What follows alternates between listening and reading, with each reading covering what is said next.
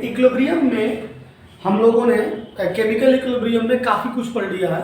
Chemical equilibrium की introduction पढ़ा, KP और केसी में रिलेशन हम लोगों ने पढ़ लिया। इसके अलावा हम लोगों ने रेट कांस्टेंट की प्रॉपर्टी पढ़ ली, एप्लीकेशन ऑफ रेट कांस्टेंट भी पढ़ लिया।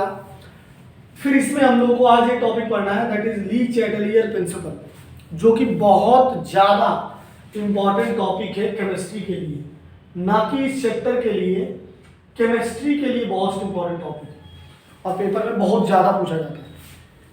तो समझें कि ली चैटलियर क्या कहते हैं किसी भी इक्विलिब्रियम के बारे में।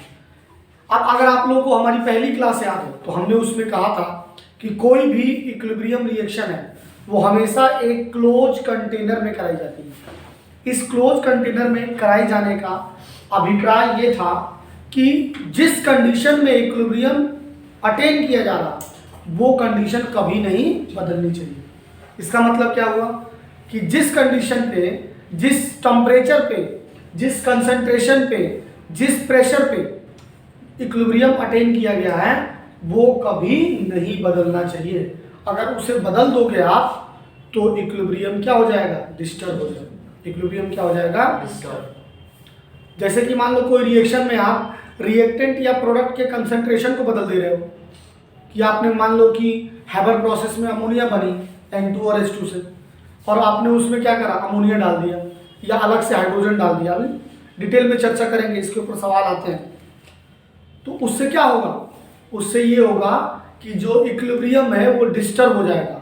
और ली चैटलियर ये कहते हैं कि जो इक्विलिब्रियम है अपने ऊपर किए हुए चेंजेस को क्या करता है, अपोज करने की कोशिश करता है। कि जैसे ही आपने जो चीज़, कोई भी चीज़ बदल दी, जैसे मैं यहाँ पे हूँ, यहाँ पे खड़ा इक्विलिब्रियम में हूँ, आप मुझे यहाँ करना चाहते हो तो मैं कोशिश करूँगा कि यहाँ आ जाऊँ। ये कह रहे हैं ली चैटलियर प्रिंसिपल कि जो भी इफेक्ट, जो भी चेंजेज आप कर रहे हो उस चेंजेज के इफेक्ट को इक्विलिब्रियम तुरंत ही चेंज करने की कोशिश कर रहा है। जैसे कि घर वाले तुम्हारे, हम कोई चीज़ करवाते हैं तो तुम एक स्टेट में चल रहे हो, गंवारों वाले दिमाग में चल रहा है, तुम्हारा बेवकूफ़ी बनती की चीज़ें चल रही हैं, तो तुम पूरी कोशिश ये करते हो कि उस चीज़ को वैसे ही लेके जाओ, क्योंकि तुम अपने कंफर्ट जोन में चलना चाहते हो।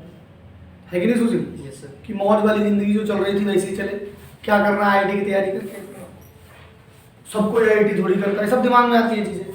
सब कोई डॉक्टर थोड़ी बनेगा, मैं कुछ और कर लूँगा, मैं बिजनेस कर लूँगा, बिजनेस। आजकल तो वैसे भी स्टार्टअप वाला चल रहा है। कोई ये नहीं बताता कि सारे स्टार्टअप जो है इस समय लॉस में चल रहे हैं। सिर्फ बड़ी बड़ी बातें होती हैं समाज में। भाई ये भी तो बताओ कि 1000 स्टार्टअप जो यूनिकॉर्न बने हैं उनमें से लगभग 90 जो है लॉस में है, पता नहीं कब प्रॉफिटेबल होंगे। तो उतना प्रेशर झेल पाएंगे आप? और जितने भी स्टार्टअप्स के CEO हैं ज़्यादातर IITs या ज़्यादातर बहुत अच्छे स्कूलों से पढ़े हुए हैं या कॉलेज से पढ़े हुए हैं। ये कोई नहीं बता रहा बिजनेस करना है। और बिजनेस करने का क्या मतलब होता है, पढ़ाई छोड़ के करना। अभी 12th में ना पढ़ने तो आगे कर लूँगा, मैं सब कर लूँगा। जैसे 12th के बाद देखा है मैंने, बच्चे ग्रेजुएशन करने के लिए सिंपल ग्रेजुएशन करना चाहते हैं, मैं बस करा दो बस डिग्री के लिए। लेकिन हमें प्रैक्टिकल होकर सोचना पड़ेगा ना कि उस डिग्री का एप्लीकेशन क्या है, उससे हमें नौकरी मिलेगी कि नहीं। नौकरी बहुत ज़्यादा ज़रूरी है, बाकी बातें तो बाद में होंगी। समझ रहे नहीं समझ रहे? मैं इसमें ये नहीं कह रहा हूँ कि कोई डिग्री खराब है, सारी डिग्री अच्छी है। मैंने इसलिए नाम नहीं लिए, बोले तो फिर लोग बगैती करने लगता है। सारी डिग्री अच्छी हैं बस उसको अप्लाई कर पाते हो। लेकिन आपको एनालिसिस करना पड़ेगा कि हमारे समाज में, हमारे देश में हम किस डिग्री से ज़्यादा चीज़ें अचीव कर सकते हैं। अगर हम यहाँ पे हैं तो हम अमेरिका और UK के हिसाब से नहीं सोच सकते ना। वहाँ पॉपुलेशन कम है, वहाँ बहुत सारी चीज़ें हैं। यहाँ का पूरा क्लाइमेट ही अलग है। समझ रहे हो? समझ रहे हो कि तुम्हारा नहीं निकला IIT, तुम्हारे पड़ोस वाले का निकल जाएगा, फिर तुम्हारी ज़िंदगी नरक हो जाएगी। तुम्हारे किसी रिश्तेदार का MBBS निकल जाएगा, फिर लग जाएगी तुम्हारी, समझो नहीं। घर वाले टोंट मार मार के कर देंगे, क्या ही करेंगे। तेरे से तो ये भी नहीं हुआ। घर वालों को पता चल जाएगा तब तक कि नीट तो बहुत ही लो लेवल का एग्जाम है, नंबर ज़्यादा लाने पड़ते हैं बस। समझ रहे हो? तो वही चीज़ है कि हम एक कंफर्टेबल जोन में थे, उसी कंफर्ट जोन में जाना चाहते हैं। और अगर कोई उस कंफर्ट जोन को चेंज करना चाहता है तो हम उसे अपोज करने की कोशिश करते हैं। वंस अ गंवार रिमेन्स अ गंवार। आप समझ रहे हैं? करण। तो वही ली चैटलियर कहते हैं कि इक्विलिब्रियम जो है हमेशा इक्विलिब्रियम अपने ऊपर किए हुए चेंजेस को अपोज करेगा। कह रहा है भैया हमारी rate of reaction formation of product की और फॉर्मेशन ऑफ रिएक्टेंट की बढ़िया चल रही है, तुम क्यों डिस्टर्ब कर रहे हो, कंडीशन नहीं बदलोगे। और इसका बहुत ब्रॉड एप्लीकेशन है जब हम लोग मास लेवल पे प्रोडक्ट्स बनाते हैं। अगर हमें कंसंट्रेशन ऑफ प्रोडक्ट को बढ़ाना है तो ली चैटलियर की बातें अगर सुनेंगे तो उससे काफ़ी फायदा होने वाला है। ठीक है, अब इसको एक एग्जाम्पल के थ्रू समझते हैं कि अब तो ये हो गई ज्ञान की बातें। अब ये भी तो देखें पेपर में कैसे पूछा जाएगा, पेपर में कैसा पूछा जाएगा उसकी चर्चा करते हैं हम लोग। ठीक है, तो देखो जरा जैसे कि कोई एग्जाम्पल ले लेते हैं और एग्जाम्पल में हम लोग हैबर प्रोसेस ही ले लेते हैं। N2 plus 3H2 is equal to क्या दे रखा है 2NH3 है। This is Haber process. Ammonia के प्रिपरेशन का इंडस्ट्रियल मेथड है, बहुत पूछा जाता है पेपर में। आप यहाँ पर देखोगे तो कैटलिस्ट भी लेते हैं और मोलिब्डेनम लिया जाता है एज ए प्रमोटर। ये रिएक्शन जो फॉरवर्ड में वो प्लस हीट देती है, इसका मतलब क्या हुआ, ये एक एक्सोथर्मिक रिएक्शन है। और अगर फॉरवर्ड में 100 है तो बैकवर्ड में क्या होगी, बैकवर्ड में क्या होगी, एंडो। अब ये रिएक्शन थी जिसको हैबर ने एक कंडीशन में करवा दिया। वो कंडीशन भी उन्होंने बताई थी कि हाई टेम्परेचर और हाई प्रेशर और लो टेम्परेचर करोगे तो बहुत अच्छा कंटेंट मिलेगा। सब हो गया, इक्विलिब्रियम आ गया, सब मस्त चल रहा। अब हम लोग इसे बदलने की कोशिश करते हैं। अब हम लोगों ने चेंज करने की कोशिश करा। पहले चेंज कर दिया हम लोगों ने, क्या, चेंज इन टेम्परेचर। जिस टेम्परेचर पे ये रिएक्शन हो रही थी उस टेम्परेचर को हम चेंज कर दे रहे हैं। तो अगर ये रिएक्शन फॉरवर्ड में एक्सोथर्मिक रिएक्शन है, एक्सोथर्मिक का रिएक्शन क्या मतलब होता है, डेल्टा एच पॉजिटिव है और डेल्टा एच नेगेटिव होगा। और एक्सोथर्मिक में क्या होता है, हीट रिलीज होती है। हीट क्या होती है, रिलीज होती है। तो एंडो में क्या होगा, डेल्टा एच पॉजिटिव होगा और क्या हो जाएगा, एंडोथर्मिक रिएक्शन होगी। और हीट क्या होगी यहाँ पर, एब्जॉर्ब। हीट क्या होगी, जो भी मैं रिजल्ट देने वाला हूँ, we should have to focus on concept, we do not have to focus on result, कि whatever result I am going to give that is only for this reaction. okay, इस बात का ध्यान रखना। अब ये नहीं कि याद कर लो कि टेम्परेचर बढ़ा था फॉरवर्ड, घटा था बैकवर्ड, किसी का याद कर लिया और सब रिएक्शन में लगा रहे हो, तो ऐसा नहीं होगा। हो सकता है किसी के लिए फॉरवर्ड में एंड हो तो कहानी बदल जाए, इस चीज का समझ में रखना। अब देखें जैसे मान लीजिए टेम्परेचर बढ़ा दिया गया, अगर टेम्परेचर इस रिएक्शन में बढ़ा दिया गया तो रिएक्शन क्या करेगी, इस बढ़े हुए टेम्परेचर को अपोज करेगी। तो रिएक्शन उधर चली जाएगी जहां पर हीट क्या हो रही है, एब्जॉर्ब हो रही है। जहां पर हीट क्या हो रही है, एब्जॉर्ब। कि जितना एक्स्ट्रा टेम्परेचर बढ़ा है उसे तुरंत खत्म, जल्दी करो, अंदर करो जल्दी से। तो रिएक्शन क्या हो जाएगी, बैकवर्ड हो जाएगी। रिएक्शन क्या हो जाएगी, बैकवर्ड हो जाएगी। बैकवर्ड का मतलब होता है कि राइट टू लेफ्ट हो जाएगी। राइट टू लेफ्ट का है या बैकवर्ड रिएक्शन। हाँ या ना बोलो भाई, समझ में आया? Is it clear? अब अगर टेम्परेचर घटा देते हैं, टेम्परेचर घटा देंगे तो तुरंत जो इक्विलिब्रियम है वो ये चाहेगा कि उसी टेम्परेचर पे चला जाऊंगा जैसा कि पहले था। तो रिएक्शन उधर शिफ्ट हो जाएगी जहाँ पर हीट उसे मिल रही है। तो रिएक्शन क्या हो जाएगी, लेफ्ट टू राइट हो जाएगी। रिएक्शन क्या हो जाएगी, लेफ्ट टू राइट का मतलब होता है कि फॉरवर्ड में। रिएक्शन क्या हो जाएगी, फॉरवर्ड। तो ये इफेक्ट ऑफ टेम्परेचर है। अब देखो इसी के अंदर दूसरा पढ़ते हैं, that is change in concentration. Change in concentration, concentration का मतलब इसके अंदर हम लोग, मान लो इसी के अंदर हम लोगों ने A ऐड कर दिया N2, एडिशन ऑफ N2 कर दिया। तो एडिशन ऑफ N2 का मतलब आपने क्या किया कि इसके अंदर N2 एक्स्ट्रा डाल दिया। क्योंकि अगर आपको याद हो तो इक्विलिब्रियम में जो रिएक्टेंट और प्रोडक्ट के कंसंट्रेशंस होते हैं वो कांस्टेंट हो जाते हैं, लाइक दिस, इक्वल नहीं होते, कांस्टेंट हो जाते हैं। तो मान लो कि N2 कुछ 5 मोल या 6 मोल था तो वो 6 मोल ही रहना चाहता है, 6 मोल पर लीटर रहना चाहता है। आपने इसमें एक्स्ट्रा N2 डाल दिया।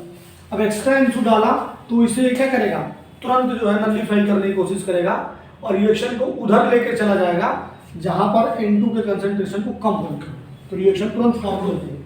तुरंत एक्स्ट्रा N2 जाएगा कि अमोनिया में कन्वर्ट हो जाएगा, एक्स्ट्रा N2 जाएगा कि रिएक्शन क्या हो जाएगा, अमोनिया में कन्वर्ट हो जाएगा। और जब एडिशन आप N2 करोगे तो रिएक्शन क्या हो जाएगी, फॉरवर्ड हो जाएगी, रिएक्शन क्या हो जाएगी, फॉरवर्ड हो जाएगी। इसी तरीके से बी पार्ट, अगर तुमने मान लो कि N2 को रिमूव कर दिया, रिमूवल ऑफ N2 हो जाए, तो जो ये कमी हुई थी N2 की उसको ये क्या करने का है, रिकवर करने की कोशिश करेगा, तो रिएक्शन तुरंत क्या हो जाएगी, बैकवर्ड हो जाएगी। रिएक्शन क्या हो जाएगी, बैकवर्ड हो जाएगी। अब मान लो कि रिएक्शन में तुमने क्या किया कि NH3 ऐड कर दिया, ऐड NH3, तो अमोनिया जितनी बनी थी तुमने एक्स्ट्रा और अमोनिया डाल दिया, तो रिएक्शन इक्विलिब्रियम डिस्टर्ब होगा, रिएक्शन तुरंत चाहेगी अमोनिया उतना ही हो जाए, तो रिएक्शन तुरंत क्या हो जाएगी, बैकवर्ड हो जाएगी। रिएक्शन क्या हो जाएगी, बैकवर्ड हो जाएगी। कॉन्सेप्ट को समझो, किसी ट्रिक पे मत जाना, बर्बाद हो जाओगे। ठीक है, दूसरा कॉन्सेप्ट हो गया। तीसरा है आपका चेंज इन प्रेशर, ये समझने की जरूरत है। चेंज इन प्रेशर कैसे, एक किसी कंटेनर के अंदर, सिलेंडर के अंदर आप रिएक्शन को करा रहे थे, यहाँ पर एक टेम्परेचर फिक्स था, मान लो P जो था वो 10 atm हमने कर दिया और 10 atm पे इक्विलिब्रियम ऑब्टेन हो गया था, रिएक्शन मस्त इक्विलिब्रियम में चल रही। ठीक बात है। अब क्या करोगे आप, जब प्रेशर को बढ़ाओगे तो वंशिका पिस्टन यहाँ चला जाएगा। ठीक बात है, ये दिख रहा है ना ऊपर, पिस्टन जो होगा वो क्या हो जाएगा, इधर शिफ्ट होगा, तो अब वॉल्यूम कम हो जाएगा। पहले वॉल्यूम इतना कवर हो रहा था, अब वॉल्यूम इतना कवर हो जाएगा। वी डैश जो होगा वो V से छोटा हो, तो अगर प्रेशर बढ़ाओगे तो वॉल्यूम क्या हो जाएगा, बढ़ जाएगा। हाँ या ना बोलो यार, बहुत ही गंदा फीडबैक है पूरे देश का ही। नंबर ऑफ, अब अगर हम ये कहें कि number of moles per unit volume, और number of moles per unit volume क्या होते हैं, कंसंट्रेशन होता है, यही तो मोलारिटी है। तो अगर कोई क्वांटिटी डिनोमिनेटर में है और वो घट रही है तो ओवरऑल क्वांटिटी क्या हो जाएगी, बढ़ जाएगी। ओवरऑल क्वांटिटी क्या हो जाएगी, बढ़ जाएगी। ओवरऑल क्वांटिटी बढ़ जाएगी, इसका मतलब कंसंट्रेशन क्या हो जाएगा, बढ़ जाएगा। और अगर कंसंट्रेशन बढ़ जाएगा तो रिएक्शन उधर शिफ्ट हो जाएगी जिधर नंबर ऑफ मोल्स कम है, रिएक्शन उधर शिफ्ट हो जाएगी जहां पर नंबर ऑफ मोल्स कम है। रिएक्शन विल शिफ्ट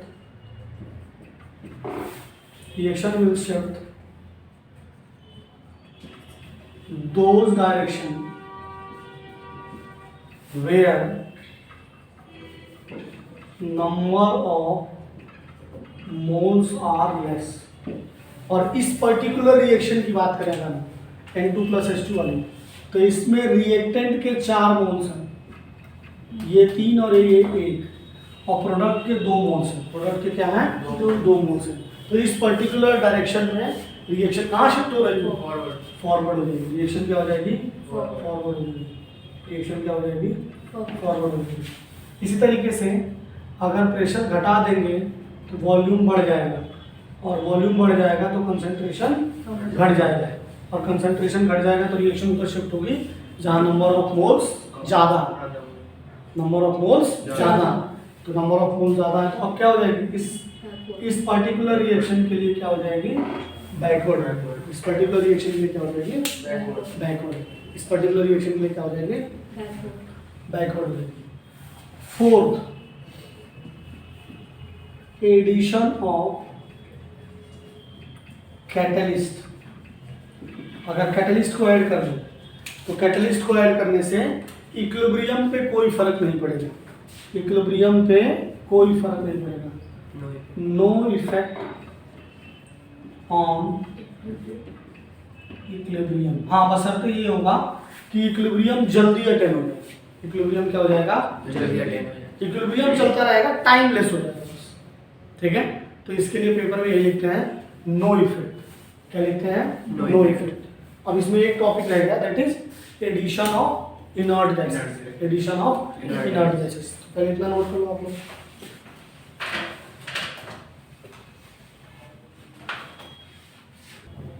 देखिए अब अगर हम लोग इसी पे अगर हम लोग एडिशन ऑफ क्या कर रहे हैं,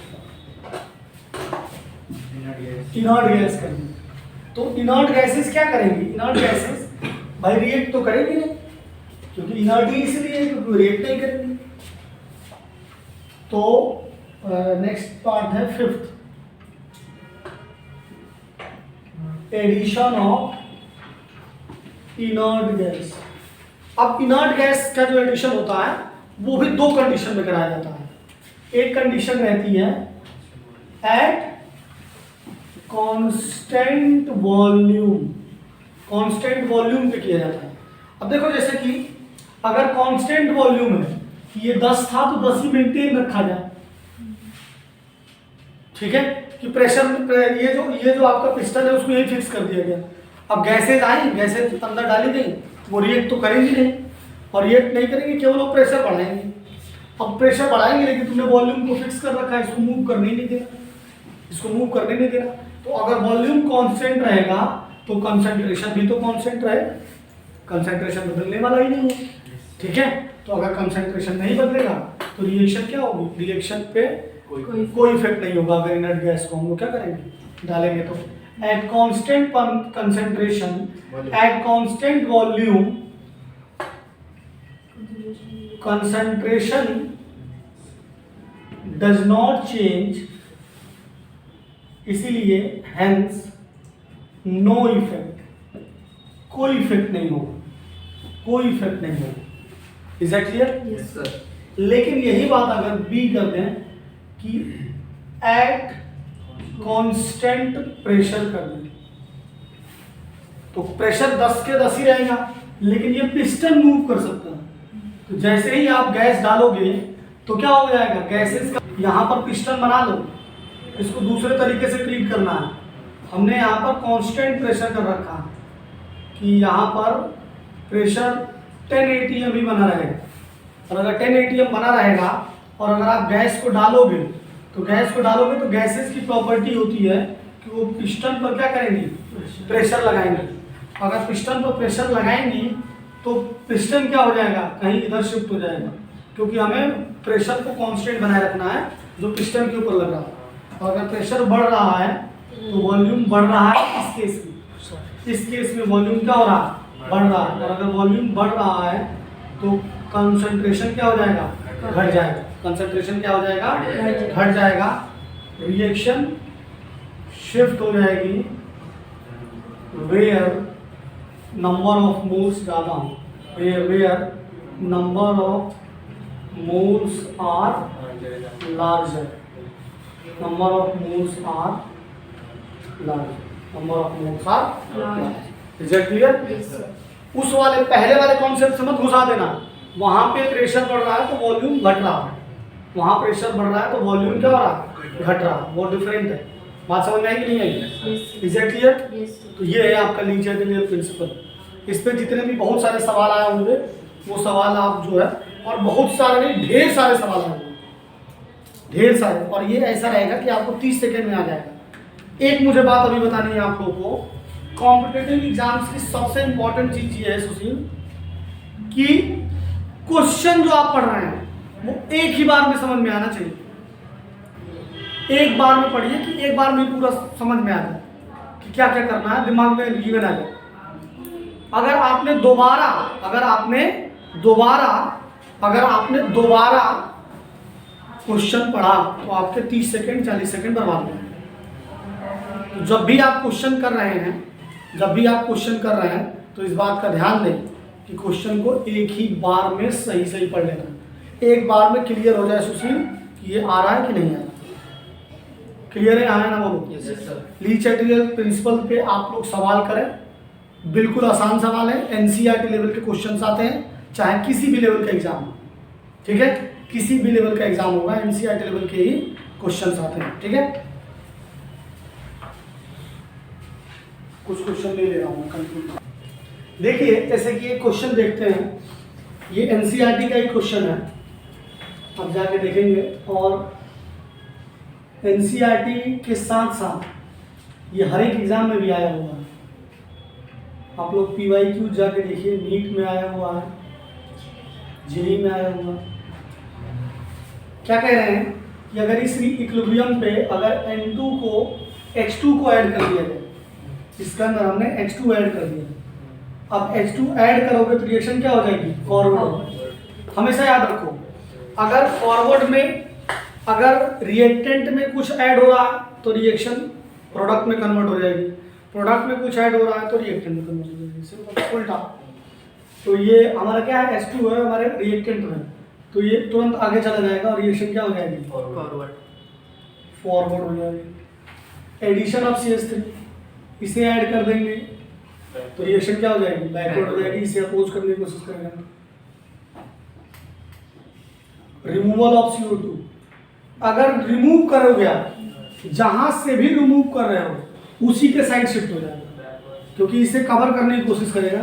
तो इसको आप रिमूव कर रहे हो और CO कहाँ पर है? बैकवर्ड में, तो रिएक्शन क्या हो जाएगी? बैकवर्ड हो जाएगी, क्योंकि इसको इक्विलिब्रियम रिकवर करने की कोशिश कर रहे हो। रिमूवल ऑफ CH3, इसको अगर निकाल दें तो इसको निकालोगे तो रिएक्शन कहाँ चलेगी? फॉरवर्ड। हम इसमें ऐड कर देते हैं इंक्रीज इन, क्या बोलते हैं, इंक्रीज इन प्रेशर कर देते हैं।